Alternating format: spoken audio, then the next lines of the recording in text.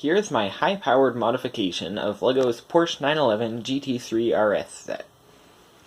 I started off by building the set from the online instructions using my collection, which is naturally mostly light bluish gray. I ran out of these panels though, so I had to use some purple ones.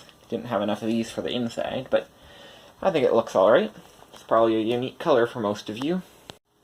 After the set had been together for a little bit, and I got to enjoy it as LEGO intended, I got around to installing some high-performance electronics. So I pulled out the flat 6 engine at the back, and installed this high-performance buggy motor. Not a buggy motor, just a hobby RC motor.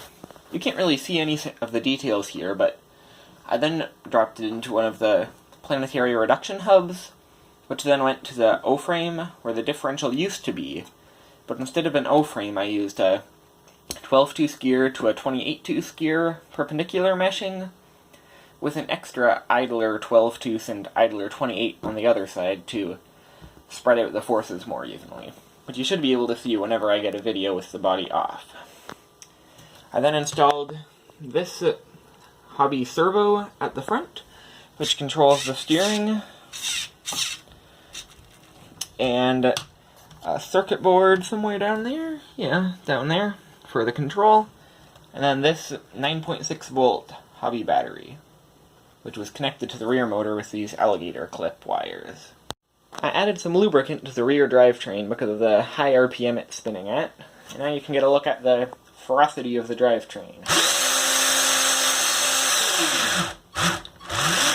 And with this remote here, I have nice proportional control for both drive and steering.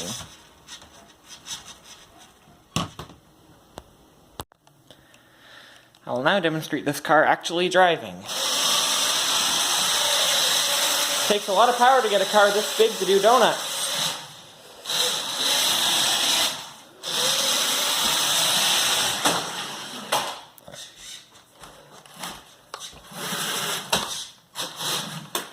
Hard start.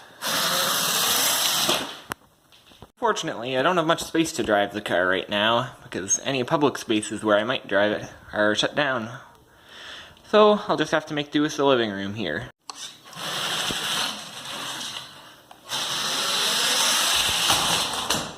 Wow. Drifted hard enough the wheel fell off. That's unusual. If I place the car up against an obstacle, you can see how well it can do burning.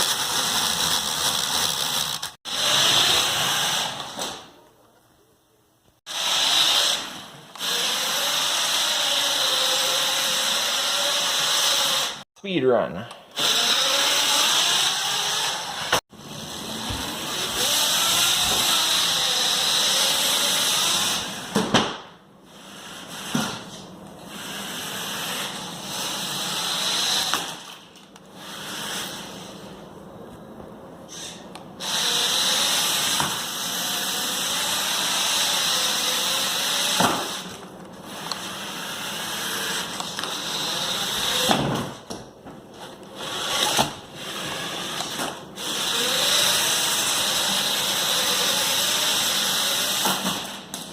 Well, since the next thing to do after I finish taking this video is to take this car apart, I don't see the point of repairing all this carnage.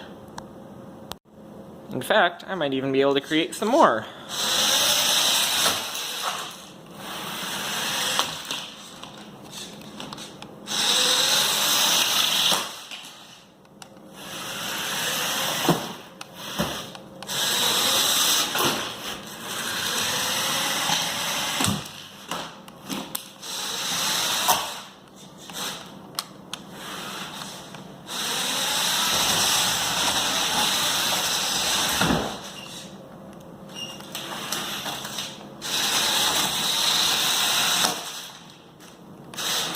Once the wheel falls off, things are getting serious.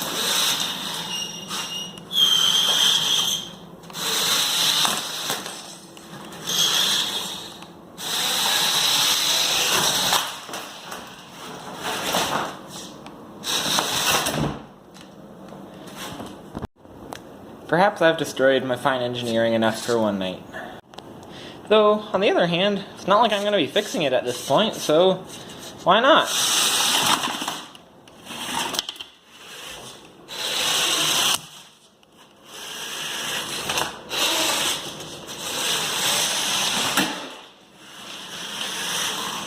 wheels, but... Well, now I'm out of wheels, so that makes handling difficult. Out of front wheels, that is.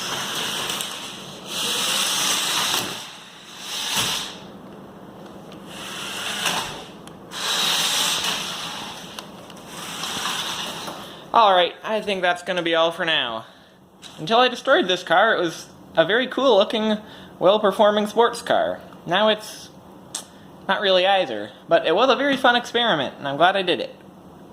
As it turns out, this level of reckless driving has consequences even in LEGO.